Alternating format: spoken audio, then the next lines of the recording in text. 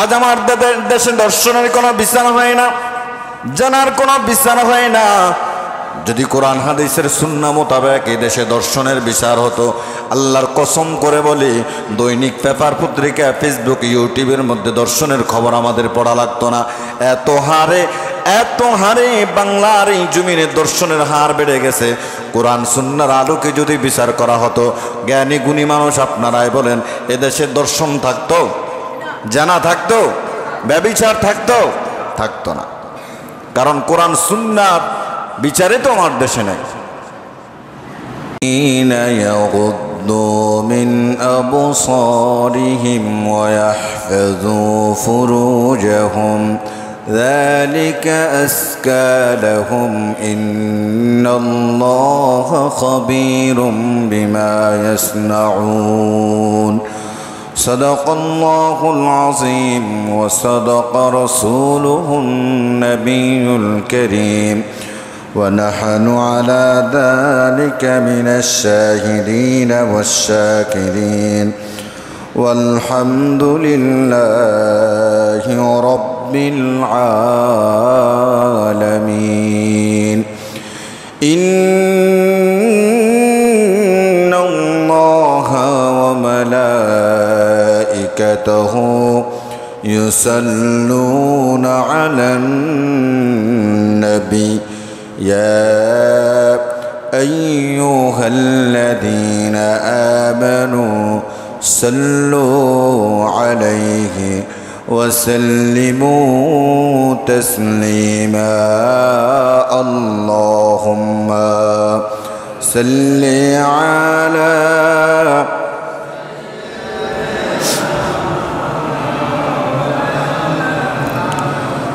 وعلى آل سيدنا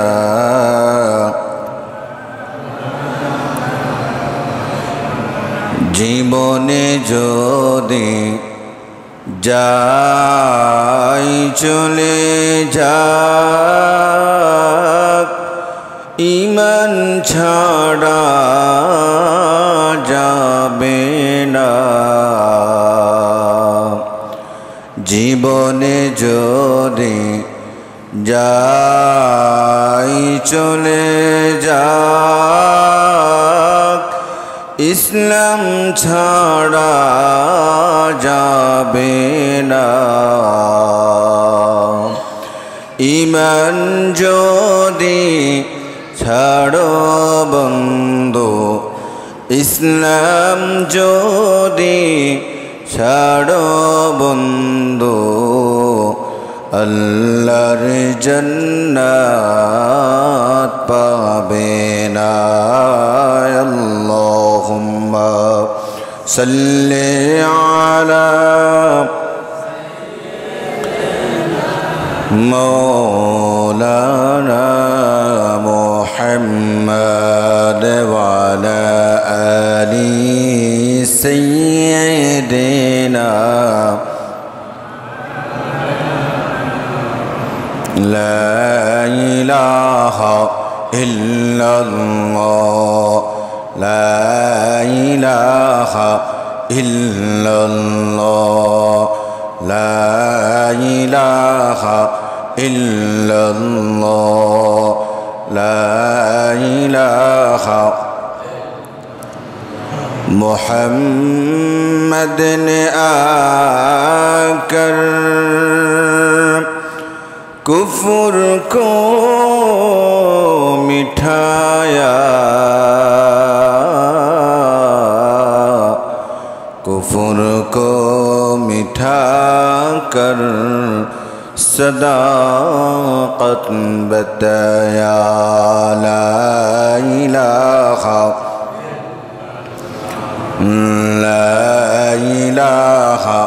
इल्लल्लाह لا إله إلا الله لا إله إلا الله لا إله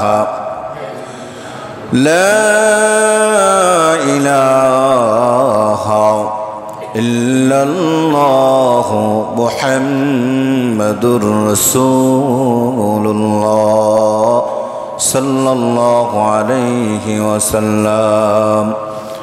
আলহামদুলিল্লাহ, ঐতিহ্যবাহী গোসাইপুর কেন্দ্রীয় জামে মসজিদে আগত সম্মানিত উলামায়ে কেরাম, মুরব্বিয়ান নিজাম, হাজী সাহেবান, যুবক ভাইরা, আল্লাহ সুবহানাহু ওয়া তাআলার দরবার আমরা শুকরিয়া আদায় করছি, যে মহান মালিক, মহান মুনিব, মহান রব আমাদেরকে পবিত্র এই জুমার দিনে মসজিদে আসার, বসার, জুমার সালাত আদায় করার এবং কিছু নসিহত শোনার তৌফিক দিয়েছেন। এজন্য আমরা মুনিবের শুকর আদায় করি, সকলে পড়ি আলহামদুলিল্লাহ। লক্ষ কোটি দুরূদ ও সালাম সৃষ্টির প্রধান আকর্ষণ, বিশ্ব সভার সভাপতি, বিশ্ব মানবতার মুক্তির দিশারি আহমদে মুজতবা মুহাম্মদ মুস্তফা সাল্লাল্লাহু আলাইহি সাল্লামের উপর আল্লাহ যেন কবুল করেন, আমিন পড়ি। সম্মানিত মুসলিম কিরাম, আমাদের আলোচনার বিষয় ছিল ভালো মৃত্যুর লক্ষণ। কিভাবে ভালো মৃত্যুর আশা করা যায়, কিভাবে ভালো মৃত্যু পাবেন, এই বিষয়ের উপর আমরা কথা বলতেছিলাম। ভালো মৃত্যুর লক্ষণের মধ্যে আরেকটা বিষয় হলো নিজেদের চোখ এবং লজ্জাস্থান হেফাজত করা। চোখ এবং লজ্জাস্থান কি করা? হেফাজত করা। বড় দুঃখের বিষয় হলো এ বাংলাদেশের জমিনে মানুষ 70 বছরের বৃদ্ধা মহিলাকে দর্শন করতে ছাড়ে না। নাউজুবিল্লাহ বলবেন না? 70 বছরের একজন বৃদ্ধাকে দর্শন করা হয়েছে। আপনি কি মনে করেন? 7 বছরের একটা মেয়েকে দর্শন করা হয়, 3 বছরের একটা মেয়েকে দর্শন করা হয়। শুধু তাই নয়, একজন নারী তিনি মারা গিয়েছেন মধ্য বয়সে। এখন যে কোনো কারণে যেভাবে হোক তিনি মারা গেছেন। এখন তার লাশটা পোস্টমর্টম করানোর জন্য নিয়ে গেছেন। ধরে নেন কুমিল্লা মেডিকেল হসপিটালে নিয়ে যাওয়া হয়েছে পোস্টমর্টম করানোর জন্য। সেখানে এই মৃত নারীকে পর্যন্ত দর্শন করা হয়েছে। নাউজুবিল্লাহ বলবেন না? কোন জামানায় আছে চিন্তা করছেন? একেবারেই শেষ জামানা। মৃত মানুষ এই মৃত মানুষটার সাথে জানা করতে এটাও ছাড়তেছে না। আল্লাহ তাআলা বান্দার সাথে ওয়াদা করেছেন যে তুমি তোমার লজ্জাস্থান হেফাজত করো, তোমার দৃষ্টিকে হেফাজত করো, আমি তোমার যৌবনের হেফাজতের দায়িত্ব নিলাম। সুবহানাল্লাহ বলেন। আজকে চতুর্দিকে দর্শনের হার বেড়ে যাচ্ছে। আমার মেয়ে, আমার মা, আমার স্ত্রী, আমার বোন নিরাপদ না আজকে। আর নারীরাও এমন, পর্দার কোনো বালাই নেই। ঘরের মধ্যে থাকবে, কোনো রকমের কাপড় চোপড় পরে, আর যখন মার্কেটে যাবে, বুড়িচং বাজার যাবে, কুমিল্লা যাবে, দেখবেন তাদের সাজতেই লাগে 1 ঘন্টা। ঠিক কিনা বলেন? সুনু, আলতা, লিপস্টিক যা কিছু আছে সব কিছু মেখে, নতুন জামা পরে, নতুন বোরকাটা পরে, কোনটা পরলে তাকে স্মার্টনেস দেখা যায়, কোনটা পরলে তাকে একটু ভালো দেখা যায়, সেটা পরে সে বাড়ির থেকে বাহির হয়। অথচ সুন্দর করে সেজে থাকার জন্য স্বামীর সামনে বলেছেন, আর সে নিজের রূপ যৌবন প্রকাশ করে মানুষের বাহিরের সামনে নিজের রূপ যৌবন প্রকাশ করে, কিন্তু ঘরে স্বামীর সামনে কোনো রকম পুরান কাপড় চোপড় পরে থাকে না বলেন? থাকে না? যেখানে সুন্দর হয়ে থাকার কথা স্বামীর সামনে, আর সেখানে আজ আমার বাংলাদেশের মা বোনরা সুন্দর হয়ে, পরিপাটি হয়ে বাহিরের মানুষকে দেখানোর জন্য বাহির হয়। আল্লাহ তাআলা হেফাজত করে, সকলে পড়ে আমিন। এক পক্ষের দোষ দিলে কিন্তু হবে না। এক হাতে, মুরব্বীরা বলে দেখেন না, এক হাতে কখনো তালি বাজে না। তালি বাজতে হলে কয় হাত লাগে? 2 হাত লাগে। তালি বাজতে হলে 2 হাত লাগে। সুতরাং আপনারাও সাবধানে থাকবেন। শুধু পুরুষদেরকে যৌনাঙ্গ হেফাজত করার জন্য বলে নাই, নারীদেরকেও আল্লাহ বলেছেন। নারীদেরকেও তাদের লজ্জাস্থান, তাদের দৃষ্টি হেফাজত করার জন্য আল্লাহ তাআলা কোরআনুল কারিমে বলেছেন। ভালো মৃত্যু আপনি পাবেন কেমনে? কত মানুষকে আমরা দেখি মৃত্যুর সময় তার জবানটা বেঁকা হয়ে যায়, হাত বেঁকা হয়ে যায়, পাও বেঁকা হয়ে যায়, জিহ্বা বাহির করে দেয়, চোখ উল্টায় দেয়। আর কিছু মানুষ ইন্তেকাল করে দেখবেন হাসি দিয়া থাকে, চেহারাটা নুরানি হয়ে থাকে।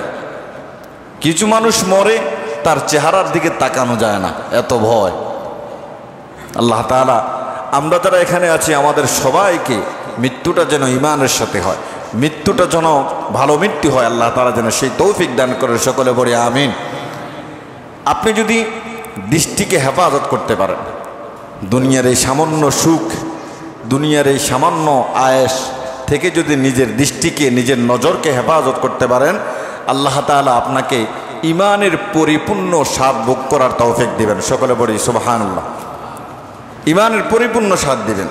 হাদিসে কুদসিতে আল্লাহ তাআলা বলছেন, নবী সাল্লাল্লাহু আলাইহি সাল্লাম বলেছেন, মান তারাকহা মিন মাখাফাতি আবদালতু ঈমানান ইয়াজিদ হালাওয়াতা ফি কলবিহি। আল্লাহ তাআলা বলছেন, নবী আমাদেরকে জানায় দিয়েছেন, কোনো বান্দা যদি আল্লাহর ভয়ে তার চক্ষু অবনত রাখে, তার দৃষ্টি অবনত রাখে, আল্লাহ তাআলা তার অন্তরের ভিতরে এমন ঈমান পয়দা করে দিবেন, এমন ঈমান ঢুকায় দিবেন, সে ঈমানের সুখ, ঈমানের শান্তি, ঈমানের তৃপ্তি লাভ করতে পারবে। বলেন সুবহানাল্লাহ। আমাদের দৃষ্টি আজ আমরা হেফাজত করতে পারতেছি না, আমাদের জন চাহিদা আমরা হেফাজত করতে পারতেছি না। এমন এমন দেখা যায় যে 60-70 বছর, 65 বছর বৃদ্ধাও 8 বছরের, 9 বছরের, 6 বছরের মেয়েকে দর্শন করে। কথা বলেন ঠিক কিনা? আমরা আমাদের যৌনাঙ্গ, যৌন চাহিদা হেফাজত করতে পারতেছি না। তো আল্লাহ তাআলা কিভাবে আপনাকে জান্নাত দেবেন, কিভাবে ভালো মৃত্যু দান করবেন, এগুলো থেকে আমাদেরকে বেঁচে থাকতে হবে। ভালো মৃত্যুর যদি আশা করেন, জান্নাতের যদি আশা করেন, কবরের আযাব, জাহান্নাম থেকে মুক্তি চান, তাহলে আমাদেরকে এগুলো হেফাজত করতে হবে। আল্লাহ তাআলা কোরআনুল কারীমে বলেছেন, قل للمؤمنين يغضوا من أبصارهم ويحفظوا فروجهم ذلك أزكى لهم إن الله خبير بما يصنعون। রব্বুল আলামিন বলেন, ও নবী, দুনিয়ার মানুষদেরকে আপনি জানায় দেন, দুনিয়ার মুমিনদেরকে আপনি জানায় দেন, তারা যেন তাদের দৃষ্টি হেফাজত করে, যৌনাঙ্গের হেফাজত করে। আমি আল্লাহ রব্বুল আলামিন তাহলে তাদেরকে পবিত্র রাখবো। ইন্নাল্লাহা খাবীরুম বিমা ইয়াসনাউন। আমি আল্লাহ রব্বুল আলামিন বান্দার সব খবর সম্পর্কে ওয়াকিফাল রয়েছি, সব খবর আমার জানা আছে। দৃষ্টি হেফাজত করবে, লজ্জাস্থানের হেফাজত করবে। আল্লাহ বলেছেন আল্লাহ আপনাকে পবিত্র রাখবেন। মানুষের অন্তরে কি কল্পনা পরিকল্পনা চলতেছে সব আল্লাহ জানে কি জানে না?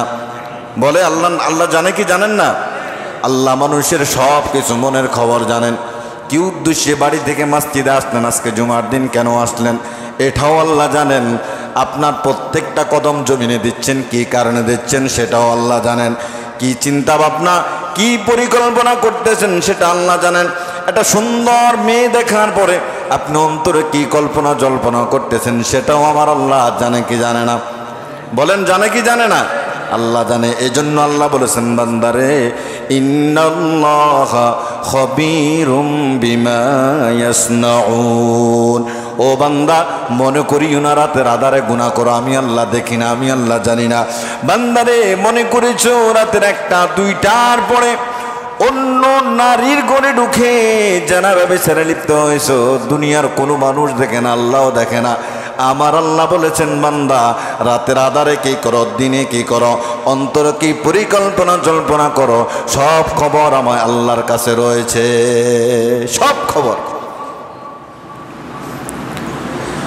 আল্লাহ তাআলা মুমিন পুরুষদেরকে সতর্ক করার পরে এবারে নারীদেরকে আল্লাহ তাআলা বলতেছেন, وَقُلْ لِلْمُؤْمِنَاتِ يَغْضُضْنَ مِنْ أَبْصَارِهِنَّ وَيَحْفَظْنَ فُرُوجَهُنَّ।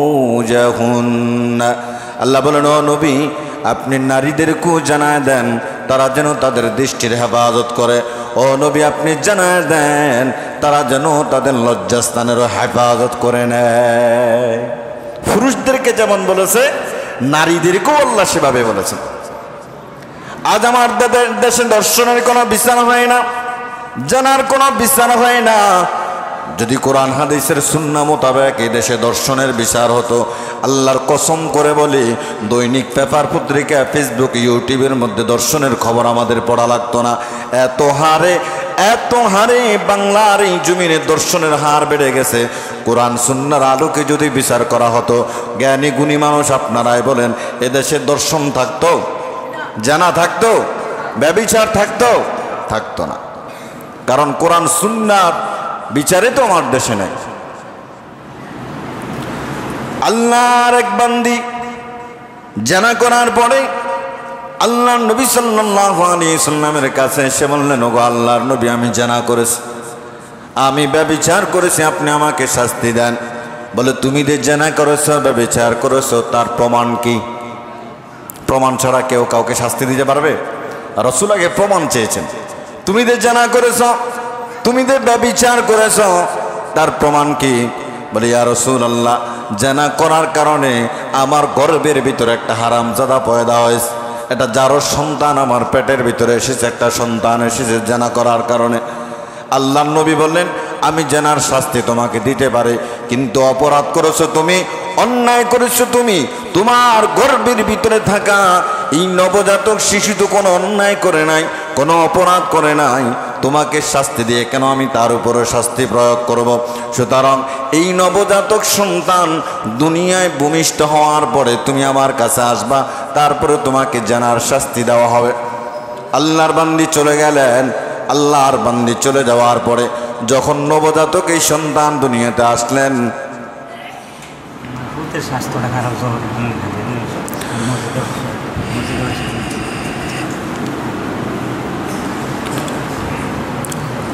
আল্লাহর বান্দি চলে গেলেন। চলে যাওয়ার পরে সন্তান যখন ভূমিষ্ঠ হলো, দুনিয়াতে যখন সন্তানটা আগমন করলো, এই সন্তান নিয়ে আল্লাহর হাবিব সাল্লাল্লাহু আলাইহি সাল্লামের দরবারে এসে হাজির। ও ইয়া রাসূলুল্লাহ, আমি জানা করেছি, ব্যভিচার করেছি, আপনি বলেছেন গর্ভের সন্তান দুনিয়ায় আগমন করলে আপনার কাছে আসার জন্য আপনি আমাকে শাস্তি দেবেন। ইয়া রাসূলুল্লাহ, জানা ব্যভিচার করার কারণে আমার সন্তান পেটের মধ্যে হয়ে গেছে। আজকে দেখেন আমি আমার সন্তানটাকে নিয়ে এসেছি। আজ আমাদের বাংলাদেশে কত ড্রেনের মধ্যে, কত খালে বিলে সন্তান পাওয়া যায় না? বলেন না কেন পাওয়া যায় না? দর্শনের কারণে, ব্যভিচার করার কারণে। এই সন্তানের কি জবাব দিবা গো বোন? এই সন্তানের কি জবাব দিবে রে ভাই? যাকে তুমি জানা করেছো, যার সাথে দর্শন করেছো, দর্শন করার কারণে, জানা করার কারণে এই যে একটা বাচ্চা তার গর্ভে আসলো, এই বাচ্চাটাকে যে ড্রেনের মধ্যে ফালিয়ে দিয়েছে, নদীতে ফালায় দিয়েছে, কোনো খাল বিলে ফালায় দিয়েছে, কোনো ময়লার ডাস্টবিনে ফালায় দিয়েছে, তার কি অপরাধ, কি কারণে তাকে মেরে ফেলা হলো, কি কারণে তাকে সেখানে ফেলে দেওয়া হলো? আল্লাহর কাঠগড়ায় যদি দাঁড় করায় দেয়, কেন তুমি এই কাজ করলা, কেন তুমি এই অপরাধ করলা? জবাব দেওয়ার কোনো রাস্তা থাকবে না। থাকবে? জবাব দেওয়ার কোনো রাস্তা থাকবে না। 5 মিনিট সুখ করলা, 10 মিনিট সুখ করলা, এই 10 মিনিট আর 5 মিনিটের কারণে একটা সন্তান দুনিয়ায় আসলো, তার জীবনটা তুমি শেষ করে দিলা। আল্লাহ যদি আল্লাহর কাঠগড়ায় দাঁড় করা দেয়, কি জবাব আল্লাহর কাছে দিবা? কারণ আমি মানুষ, তুমিও মানুষ, যাকে দর্শন করা হয়েছে সেও মানুষ। তুমি তার সাথে জেনা ব্যভিচার করলা, তার গর্ভে একটা বাচ্চা চলে আসলো। আল্লাহ যদি ধরেন, এই বাচ্চার জবাবদিহিতা কি করা লাগবে, দিবা তুমি আল্লাহর কাছে? কি দিবা আল্লাহর কাছে? মানুষ বেশি দিন বাঁচবে না, 60-65 বছর পরেই তো দুনিয়ার জমিন ছাড়া লাগবে। তখন আল্লাহর কাছে তো জবাবদিহিতা করা লাগবে। সেদিন কি জবাব দিবা আল্লাহর কাছে? আল্লাহর বান্দি বলেন, ইয়া রাসূলুল্লাহ, এই যে আমার সন্তান দুনিয়ায় আগমন করেছে, আল্লাহর হাবিব মুহাম্মদুর রাসূলুল্লাহ সাল্লাল্লাহু আলাইহি সাল্লাম বলেন, একটা সন্তান দুনিয়ায় আসার পরে তার মায়ের বুকের দুধ পাওনা 2 বছর। কয় বছর? কুরআনুল কারীম আল্লাহ বলেন, ওয়াল ওয়ালিদাতু ইউরদি'না আওলাদাহুন্না হাওলাইনি কামিলাইনি লিমান আরাদা আন ইউতিম্মার রাদা। একটা সন্তান দুনিয়ায় আসার পরে তার মায়ের বুকের দুধ পান আসে 2 বছর। আল্লাহর নবী বললেন, আমি যদি এখন তোমাকে শাস্তি দেই, এই ছেলেটা মা হারা হবে, সে তোমার বুকের দুধ পান করতে পারবে না। কিয়ামতের ময়দানে সে আমার ব্যাপারে সাক্ষী দেবে, আমি আল্লাহর কাঠগড়ায় দাঁড়ানো লাগবে। সুতরাং চলে যাও, এই ছেলেটার খেদমত করো, তাকে 2 বছর দুধ পান করাও। যখন সে নিজে পায়ে হাঁটতে পারবে, নিজে হাতে খেতে পারবে, তখন তুমি আমার দরবারে আসবা, আমি তোমাকে শাস্তি দেব। আমার দরবারে আসবা, আমি তোমাকে শাস্তি দেব। 2 বছর পার হয়ে গেল। নবজাতক এই সন্তান যখন পায়ে হাঁটতে পারে, নিজে হাতে খেতে পারে, সন্তানের হাতে ধরে আল্লাহর হাবিব সাল্লাল্লাহু আলাইহি সাল্লামের দরবারে আসলেন। ইয়া রাসূলুল্লাহ, আপনি বলেছেন আমি জিনা করেছি, এই জন্য আমাকে আপনি শাস্তি দেবেন। আপনি বলেছেন সন্তানটাকে 2 বছর লালন পালন করার জন্য, এই যে সন্তানকে 2 বছর বুকের দুধ খাওয়াইছি, এখন আমার সন্তান পায়ে হাঁটতে পারে, নিজে হাতে খেতে পারে, আমাকে শাস্তি দেন। দেখেন আল্লাহর নবী কি শাস্তি দিয়েছে। কুরআনুল কারীমে বলেছেন, আয-যানিয়াতু ওয়াজ-যানি ফাজলিদু কুল্লা ওয়াহিদিন মিনহুমা মিয়াতা জালদা। অবিবাহিত কোনো নারী পুরুষ যদি জিনা করে, তাদেরকে 100 দৌড়া দেওয়া। আর বিবাহিত কোনো নারী পুরুষ যদি জিনা কাজে লিপ্ত হয়, বুক পর্যন্ত গর্ত করে পাথর নিক্ষেপ করে দুনিয়ার জমিন থেকে বিদায় করে দেওয়া। কে করবে কার বিচার? আর যদি বাইতুল মুকাররমের সামনে এমন দর্শকদের বিচার করা হতো, বুক পর্যন্ত গর্ত করে গাড়াইয়া পাথর মেরে মেরে তাদেরকে বিদায় করে দেওয়া হতো, দেখতেন এদেশে আর জানা হতো না, এদেশে আর দর্শন হতো না, এদেশে আমার মেয়ে, আপনার বোন, আপনার স্ত্রী, আপনার মার দর্শন হতো না। এদেশে মৃত মহিলারা আজ আমাদের কাছে নিরাপদ না। এদেশে 70 বছরের বৃদ্ধা মহিলাও নিরাপদ না। 3 বছর, 5 বছর, 7 বছরের মেয়েরাও তো নিরাপদ না। কথা বলেন ঠিক কিনা? আল্লাহর নবী সাল্লাল্লাহু আলাইহি সাল্লাম সাহাবীদেরকে বললেন, তাকে বুক পর্যন্ত গর্ত করে গেড়ে ফেলাও। বুক পর্যন্ত গর্ত করে আল্লাহর বান্দিকে সেই গর্তে ঢুকালেন। আল্লাহর নবী সাল্লাল্লাহু আলাইহি সাল্লাম অর্ডার দিলেন, পাথর মেরে মেরে মেরে মেরে তাকে দুনিয়ার জমিন থেকে বিদায় করে দেওয়া হোক। পাথর মেরে সাহাবায়ে কেরাম মারতে মারতে তাকে দুনিয়ার থেকে বিদায় করে দিয়েছে। এই জন্য আমাদের লজ্জাস্থান, আমাদের দৃষ্টি, এগুলো হেফাজত করতে হবে। আজ আমার যুবক ভাইরা নিজেরাই হাদিস বানায় ফেলেছেন। মাওলানা সাহেব আপনারাই বলেছেন, একবার তাকানো জায়েজ আছে, একবার দেখা জায়েজ আছে। এই জন্য তাকাইছি তো তাকাইছি, আর চোখ সরাইব না। নাউজুবিল্লাহ বললেন না? যে আল্লাহ বানাইছে এত সুন্দর করে, তো একবার দেখা তো জায়েজ আছে, এই জন্য তাকাইছি, একেবারে মন ভরে দেখেনি, আর দৃষ্টি সরাই না। নাউজুবিল্লাহ বলবেন না? তোমার দৃষ্টি পড়েছে, সঙ্গে সঙ্গে সেই দৃষ্টি অবনত করো, সঙ্গে সঙ্গে সেই দৃষ্টি অবনত করো, নিচের দিকে তাকিয়ে থাকো।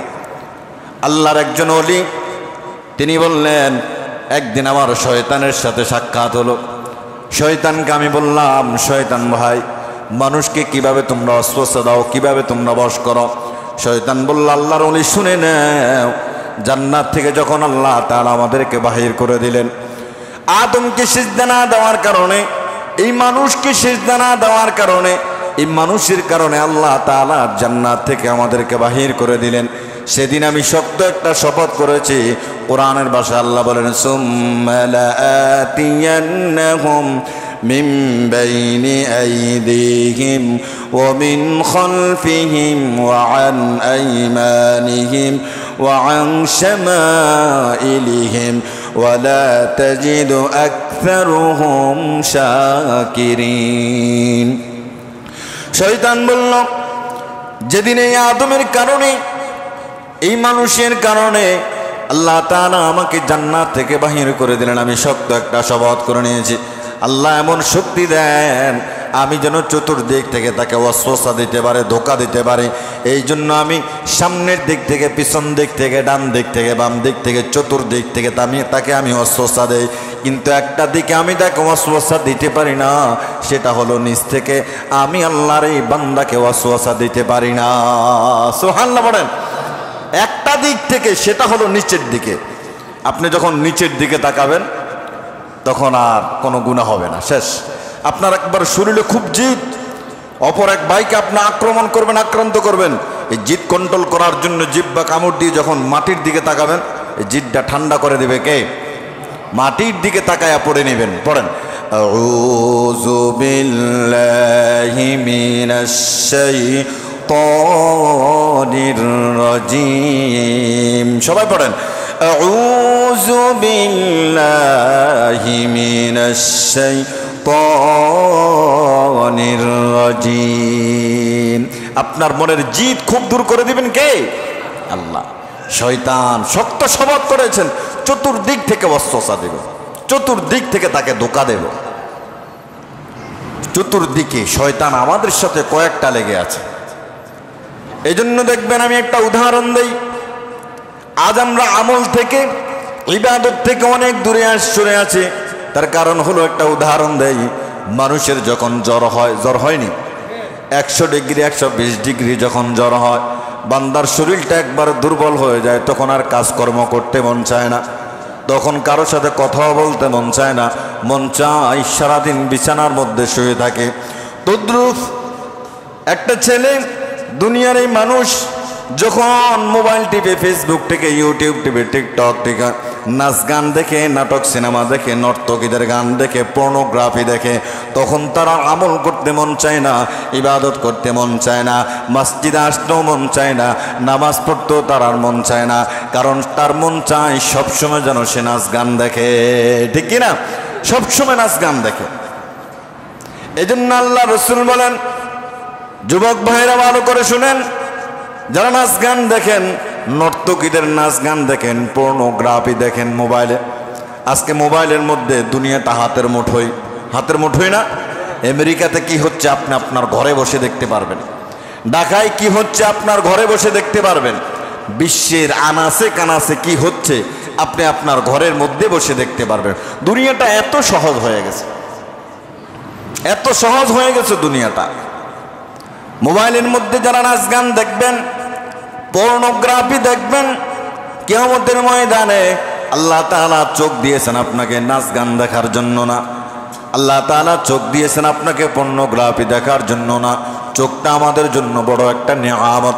যাদের চোখ নাই তাদেরকে জিজ্ঞাসা করবেন, ভাই আপনি কেমন বোঝেন, কেমন দেখেন?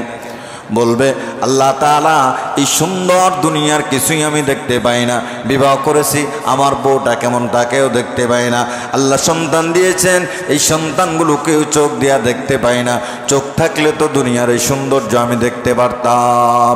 এই জন্য আমি হাঁটতে চলতে হয়তো একটা লাঠি লাগে বা অন্য কোনো মানুষ লাগে, তার কাঁধের উপর হাত দিয়ে আমি চলা লাগে। আজ আমার আপনার চোখ আছে, যা মন চাই তা করবেন, যা মন চাই তা দেখবেন, এগুলো আল্লাহর কাছে হিসাব দেওয়া লাগবে। নবী আলাইহিস সালাতু ওয়াস সালাম বলেন, যারা মোবাইলের মধ্যে পর্নোগ্রাফি দেখে, কিয়ামতের ময়দানে যে চোখ আল্লাহ তাআলা দিয়েছেন, এই চোখগুলার মধ্যে আল্লাহ রাব্বুল আলামিন শিশি দিয়া ডালায় দিয়ে দিবেন, শিশি দিয়া ডালায় দিবেন। একটু অনুভব করেন, চোখটা বন্ধ করে একটু চিন্তা করেন যে এখনই অপরাধের কারণে আল্লাহ রাব্বুল আলামিন শিশি দিয়া ডালায় দিচ্ছে। আমি অনুভব করে দেখলাম, যদি শিশি দিয়া ডালায় দেয়, এই শিশির ডালায় চোখ ছিদ্র করে, মাথা ছিদ্র করে, পিছন দেয়া বাইর হয়ে যাবে, ঠিক কিনা বলেন? মানুষের শরীর এতই নরম। এটা মোমবাতি দিয়া রাখবেন, মোমবাতি দিয়া আগুনের মধ্যে মোমবাতিটা গলায়া নিজের হাতের মধ্যে দিয়া দেখবেন কেমন কেমন অনুভব হয়, কেমন বাতা হয়।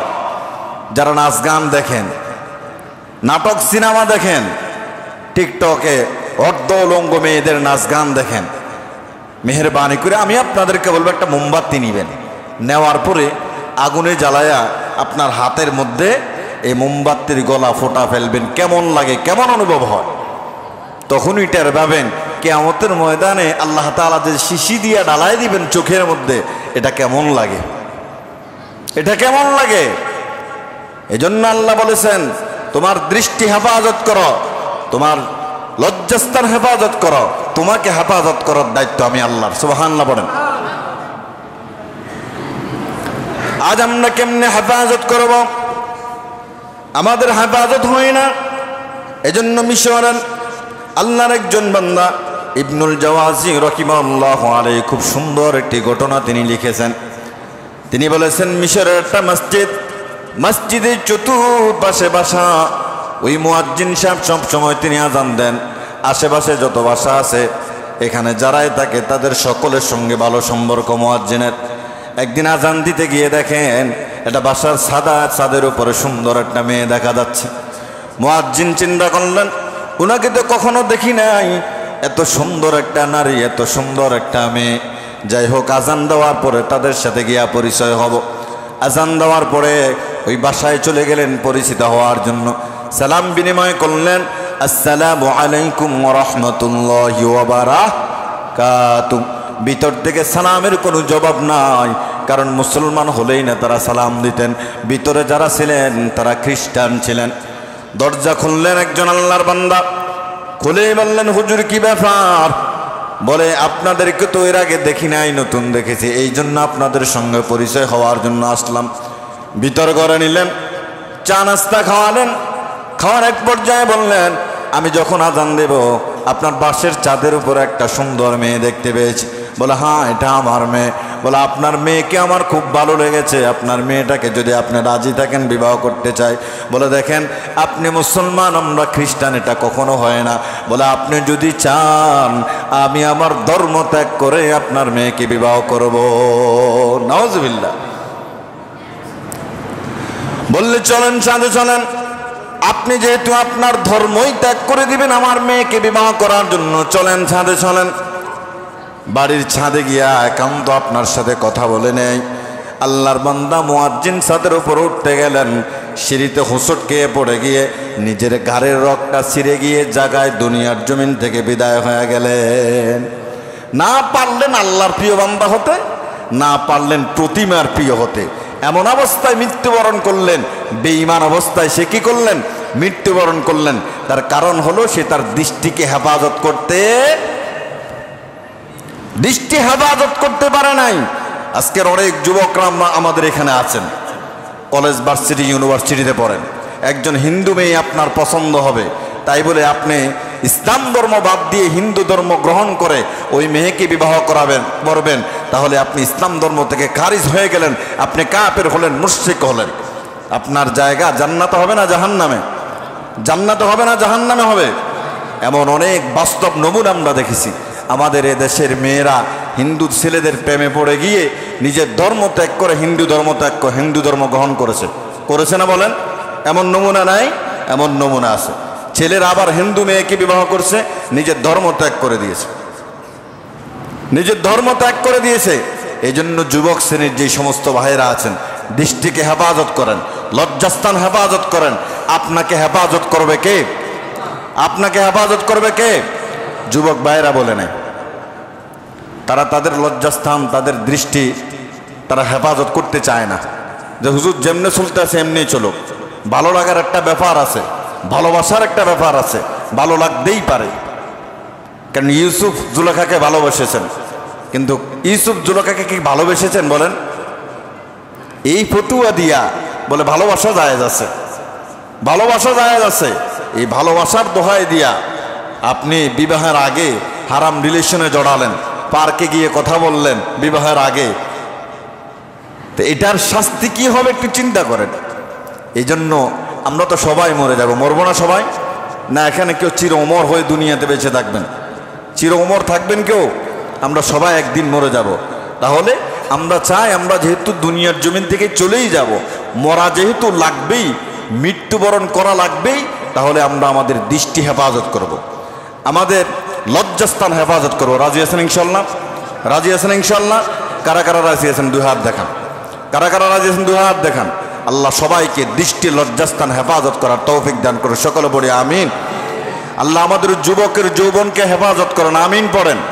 এগুলো আপনাদেরই সন্তান, তাদের জন্য আল্লাহর কাছে খাস করে দোয়া করবেন, আল্লাহ যেন তাদের চরিত্রটাকে ঈমানী চরিত্র বানায় দেন। সকলে পড়ে আমিন।